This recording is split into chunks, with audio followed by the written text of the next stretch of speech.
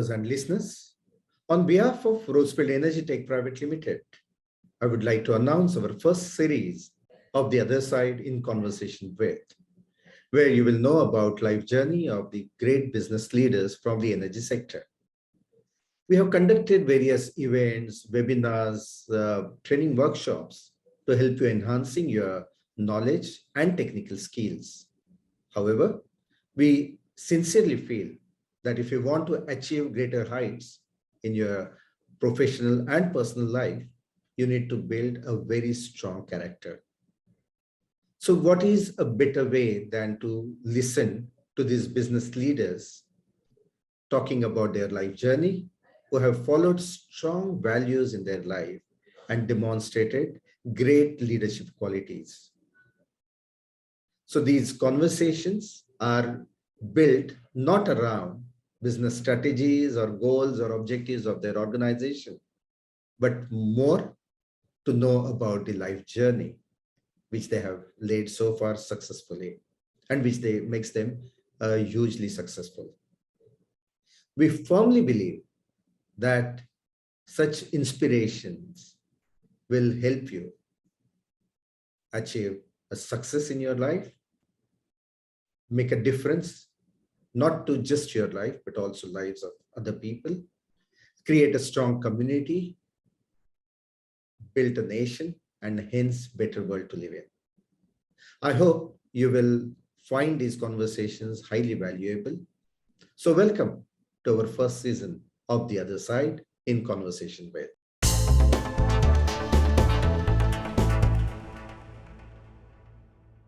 Today, I'm privileged to welcome senior leader from the industry, Mr. Balakrishna. Mr. Balakrishna, welcome to the show.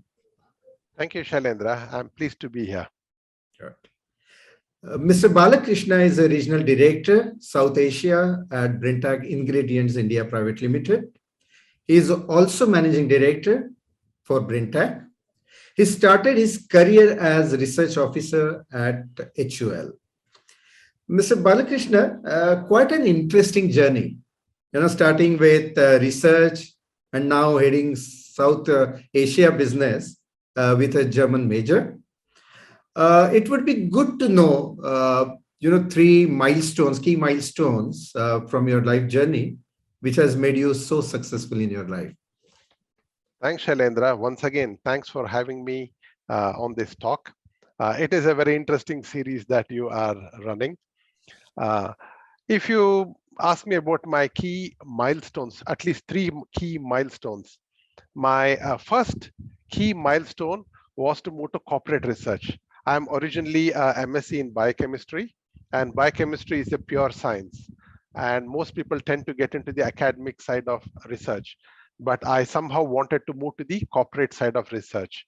So that was my first step, where I moved into the corporate research at then Hindustan Unilever, now HUL. My second milestone would be, of course, dropping research and then taking up a MBA. So research was definitely, Hindustan Unilever is a great place to learn things, especially how you manage, work in the corporate world. But I wanted to transition into the commercial side of the business. So I would say my second milestone was dropping my career and going into a full-time MBA.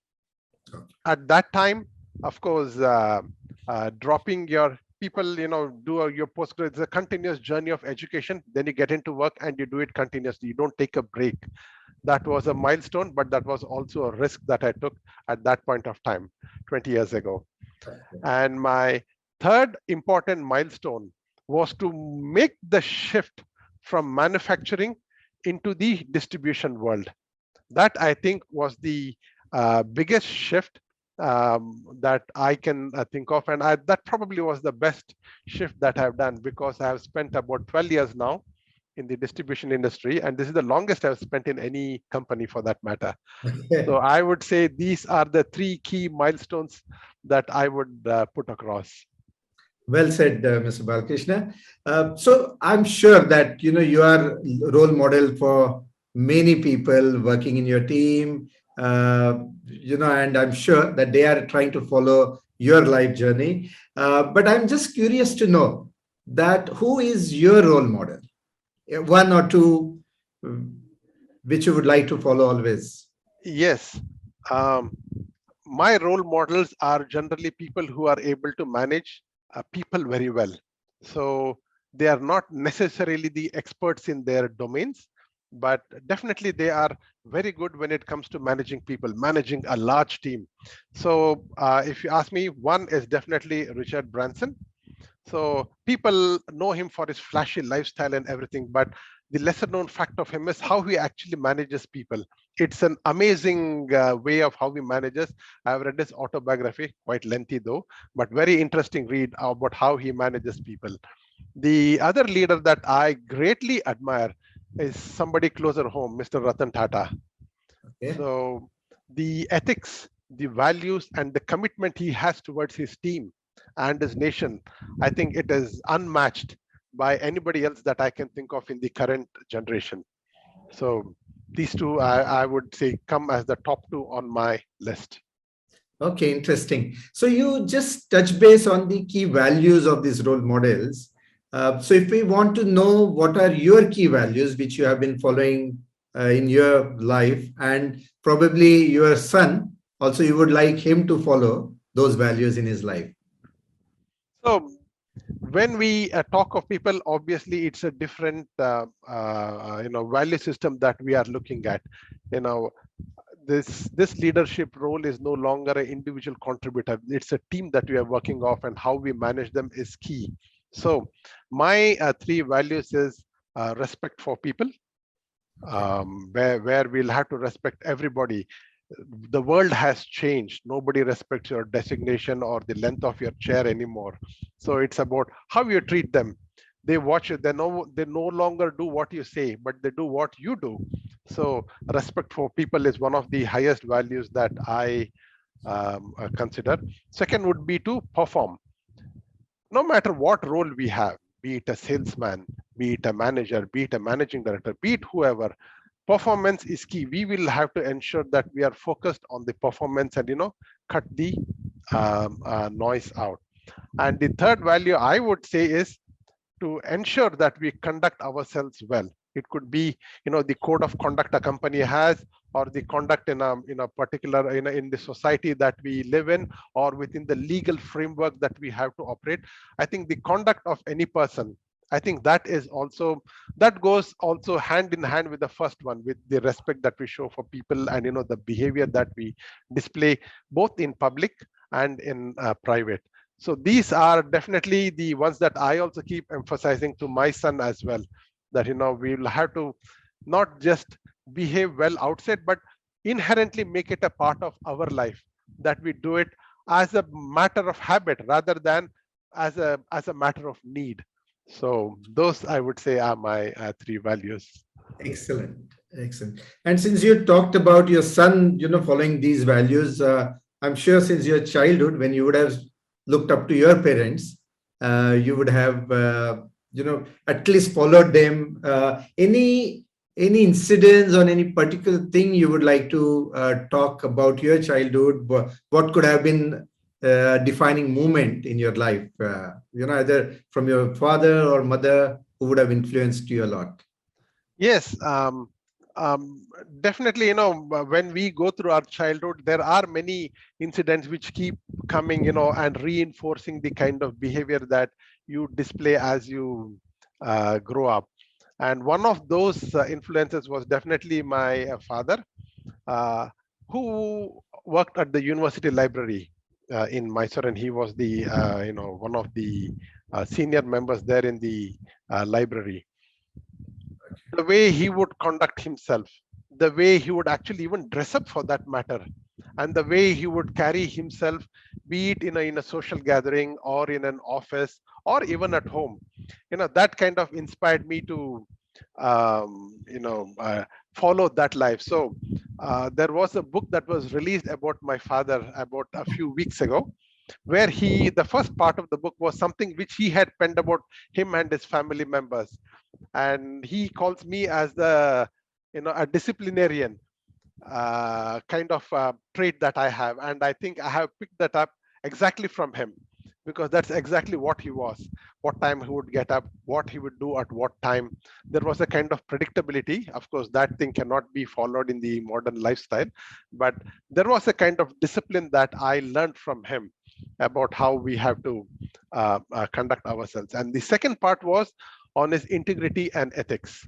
There have been many instances where, when you're in a middle class family, there are many temptations. There are many temptations to, look at things which you probably are not able to do otherwise. But he has, on many occasions, not just one, I've seen him, all through his career, he has always resisted those temptations and maintained a very, very straight and a life which was very, very straight and full of integrity and ethics. So after he retired from the library, he was asked to be the treasurer of one of the leading educational institutions in Mysore as well. And Oh, that was because of the reputation that he carried from his previous job. So I always felt that at some point, these are all rewarded with something else. So there is a trade-off. You give up something for something else. So I would say that, these are definitely two of the strongest influencing factors that have developed me as a person. wow. It's really good to know, Mr. Balakrishna. So I can clearly see you were developing your leadership and probably, thanks to the family background, you probably inculcated those values quite early in your life. So as a leader, since you are, obviously having such a huge responsibility on your shoulders, South Asia business, and apart from that, you also are today managing director for their India business. So clearly huge responsibility. So as a leader, I would like to ask you that what does leadership mean to you? Leadership, has again evolved with time. The workforce has changed. So the nature of leadership has also changed. So when I was, joined my first job, it was more of command and control. So it was a different kind of leadership. But as that time I was the younger generation, right? So I somehow didn't feel that was the right way of managing. And obviously now with the change in the workforce, that leadership has undergone a complete change. I think now it is more about being a facilitator. It's about facilitating the team to do their best under different circumstances, under different situations. These days, hierarchy is gone, bureaucracy is gone. So people have to be empowered to do their job by themselves, largely by themselves. And that can be made possible only when we help them develop. So they will have to develop their own style. They will have to develop their own ways of, and develop their own personality. They should never try to be anybody else. So that is what I think is true leadership all about: helping others to grow, to be efficient. And of course they will have to become leaders themselves. So if there is somebody who's grown enough to replace me, I think that would have been my success point. Okay, good. So clearly, Mr. Balkrishna looks like, and you said that when you are young, you still look young, and obviously would like to know that what keeps you young, in the sense that what are your hobbies which you might be even pursuing today? Okay, staying young and hobbies, I think they are two different things. Staying young, of course, uh, I make sure that I get my enough sleep. So, and I think sleep definitely is one of the important factors for me. And for me, sleep so far, touchwood, has not been a problem. I put my head on the pillow, in minutes I am out. So that I think has helped me, have a proper focus in my waking life. So my hobbies, earlier I used to play basketball when I was younger. So, and of course, I've represented the university as well, and I continued Oh, playing that for many years. Post that, once I started my corporate life, I've been living in different cities. I've been, living in different places within the same city. So to pick up a hobby and to form a hobby group has been difficult. So I've had many hobbies over the last many years. I've been into, horse riding. I've learned to play the piano for a few years. oh, Then I also took up photography for a few years. Then I also took up ballroom dancing as a hobby for a few years. wow. And now when I moved to Mumbai, space is a constraint and many other issues. So I took up running as a hobby. So I used to run marathons for a couple of years. Now I have slowed down a bit. So I do mainly walking, cycling, and of course now I picked up yoga. So that is a new thing that I have picked up over the last few years. So I keep trying to build newer hobbies. One, of course, it is to do with what I want at that point of time. And secondly, I think picking up a new hobby always keeps you agile and always keeps you young at heart, trying to learn something new. So I would say that probably is the best answer that I can give. Excellent. See, Mr. Balakrishna, we always believe that, and particularly we are not talking anything about strategy or business plans because there are different, platforms to do that. But here, the very purpose of asking you these questions, other than business, also is to help the young generation to know that how these leaders are made of. Means, you were talking about the values. You were also talking about the games which you would have followed during your college days or childhood, and then what are the hobbies you are pursuing. I think these are all very important factors which ultimately contribute for you to become successful. So, obviously doing your job which you are best at it. So we feel that, people also should try to get inspiration by following leaders like you, not just into the corporate world, but outside corporate. So when you are outside your office hours, what you do also will inspire the generation. So that's the whole purpose of conducting this kind of interviews or conversations, because it's very, very important. And I'm highly impressed with that. So the values which you have inculcated and the lifestyle which you have adopted. So, doing even meditation and following certain sports is quite good, and good to know about that. So, my hypothetical question probably is that if you were not going to make your career in corporate and you are doing exceptionally well, as we can see, Mr. Balakrishna would have done, or if he would have followed different profession, could he have become basketball player or horse rider or anything else? Basketball was definitely my first love, and I was almost after my degree, I almost made a shift into professional playing when I was made an offer by one of the companies to sign up for them and to seek employment there and play for them. Something told me that I should not restrict myself to just basketball, because I had seen sports people earlier. After their usefulness, they probably don't grow much in their corporate world because they have not acquired the required skills to progress within the organization. And they've done well. They have served the organization well by playing well, by bringing honors and laurels to their organizations. But somehow I thought, I should not restrict myself to that. And that's when I moved into biochemistry, because it was a very fascinating subject. There was again a time when after my biochemistry, I was offered, to pursue my academic research. It was actually very, very, very, very tempting, and I almost went in there. So there were two options. Either, before I did my MSc, I would have been a professional basketball player, or I could have probably been a scientist doing academic research and, probably, well, it's a question as to where I would have been doing that research, but definitely I had a very, very good mentor in my postgraduate who said that research was what I would succeed in. It is just that instead of academic, I moved to corporate, and that probably shifted. Otherwise, I would have been probably an academic by now. So Okay. I would have probably had a doctor and a professor or something as a prefix. But let me tell you, that would have been lost to the industry. Thanks, Sharendra. Thank you. So we are shifting gears a little bit, getting more into your personal life. is that we know you as a very successful business leader. And obviously, when you are at office, Mr. Balakrishna is always looked up to. And obviously, there are enough reasons now we know that why you could be a role model for many.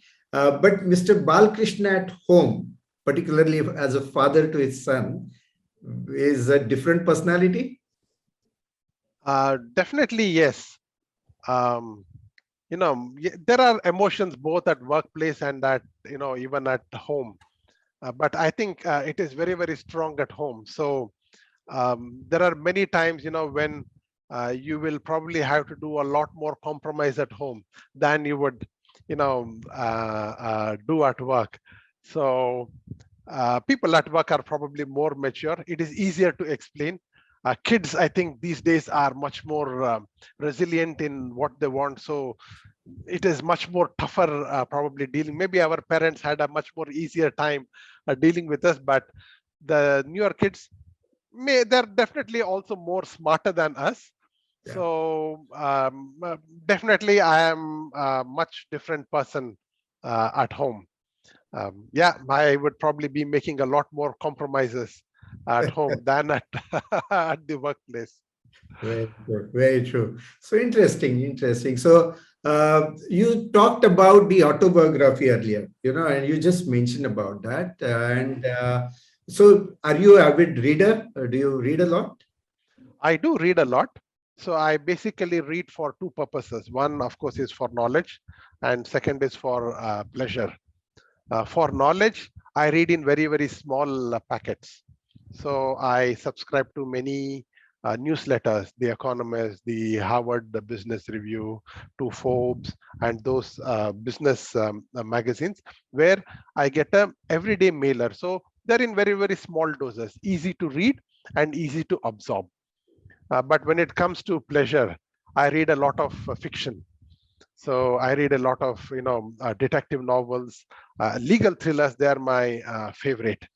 I also like lot of thrillers, other thrillers, war thrillers and those kind of.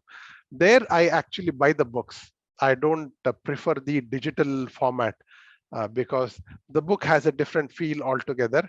And when I want to read for pleasure, I want to escape from a screen.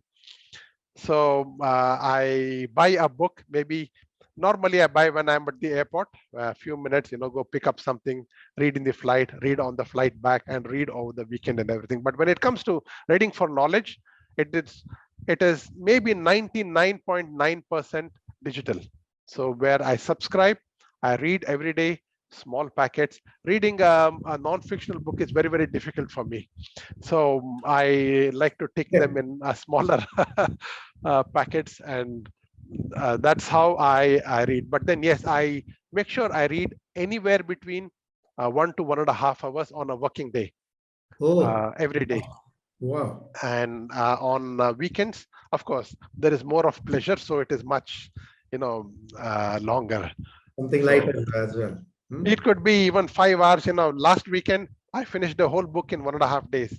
So it was about more than 8 hours per day. So So if you want to recommend one or two books for our viewers, what they could be, if something comes to your mind.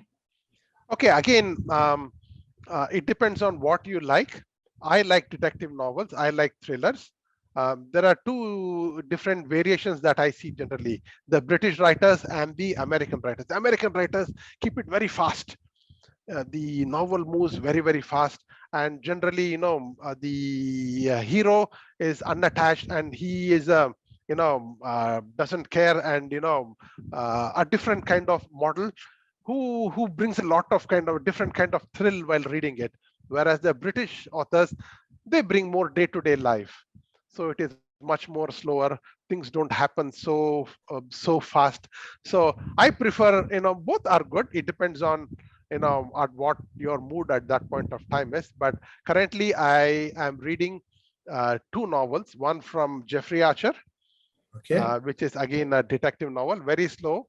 It's like everyday life. You can relate to it. It's about how on the streets, the hotels. It's in a world that you can always relate to. And the second one I'm reading is from J.K. Rowling. Of course, she has a pseudonym called Robert Galbraith. So I'm reading hers as well. That novel is even more slow. It's a very big novel.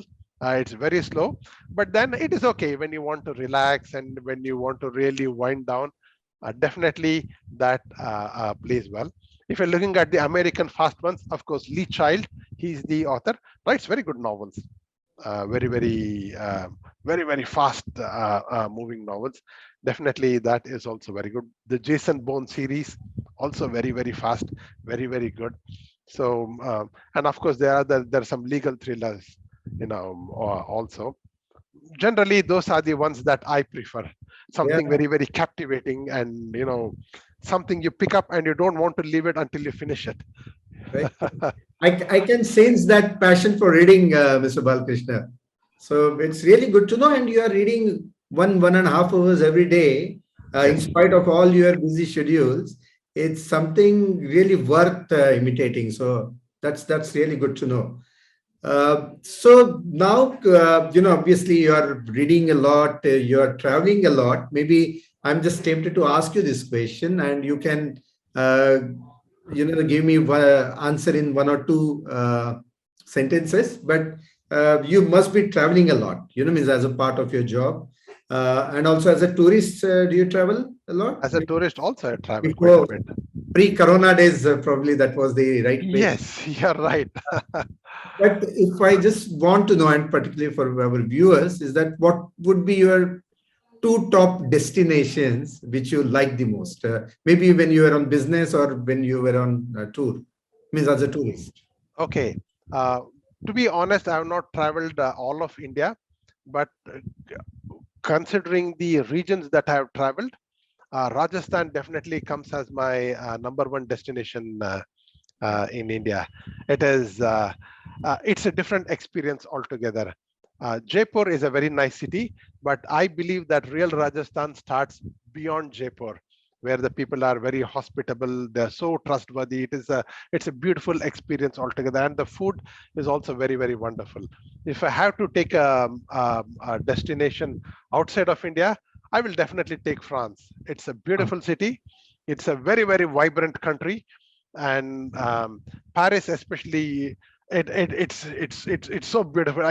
You have to experience it for anybody to know why Paris commands such a kind of what do you say, loyalty or such a kind of emotion towards it. It's a beautiful city. I must have been to Paris at least 4 times now.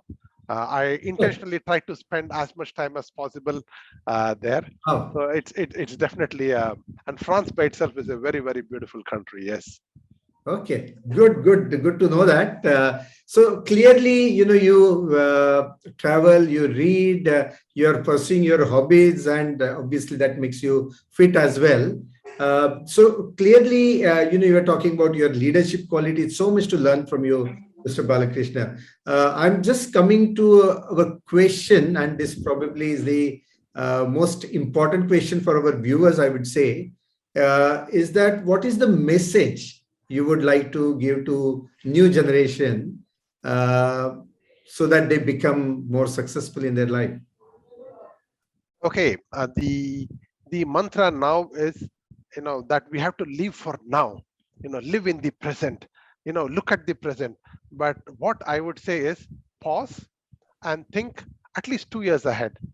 uh, Times are more uncertain and less predictable, but we should always not think of only today. So any decision you make, be it a job change, be it you know let us say a purchase to buy something, maybe to buy a real estate or to buy a car or to buy something else, think 2 years down the line. What would you think of the decision 2 years down the line, and then make that a decision today. We probably could think a much more ahead because things were more predictable. But I would still say, don't live for today. We have to live today. There's no point worrying too much about the future. But when you're making important decisions, yes, I think I would say look at things probably 2 years down the line and think of what you would think of your decision at that point of time. That will probably help you make better decisions. But then, yes, you have to enjoy today. Never stop enjoying what you're doing. So, and today is not a result of only today. It is from many yesterdays that have come, right? If you've developed a hobby and you're enjoying today, it's Yeah. because of the many yesterdays. So we have to live today, no doubt about it. But we will also have to look at things a little bit into the future so that it will reduce the chances of regrets, and also it will probably increase the chances of you being more happier. Whether you're successful or not, different matter altogether, but you'll be more happier with the decisions that you have made. So that's what I would give in a small message. Yeah. Fantastic, fantastic. Mr. Balakrishna, I have really enjoyed this conversation, and thanks a lot for your time, and particularly, for sharing your experiences, wisdom with our viewers. I'm sure that when they, listen to this entire conversation, they are going to be as inspired as I am. And I know that how busy you are. So, really would like to express my sincere thanks on behalf of our team at Rosefield Energy Tech. The very purpose of doing this is, apart from knowing you as a person, I think it is also important for people to know that what it makes to be successful. Clearly you would have made sacrifices in your life many times, I'm sure, or you would have focused on certain things. So otherwise, you were doing so many things. You had even played basketball at universities, but I'm sure that you were good at studies as well. This is all very, very interesting life journey, and that is the whole purpose of making this series, The Other Side in Conversation With. And I really enjoyed this conversation, and would like to once again thank you for your time. Without much this thing, I would like to say big thank you to you, Mr. Balakrishna. Thank you, Shailendra. It's always a pleasure meeting you, though it's more virtual now than in person, but I hope we'll be able to meet in person as well pretty soon. Thank you so much. Thanks for having me here. Thanks. Bye-bye.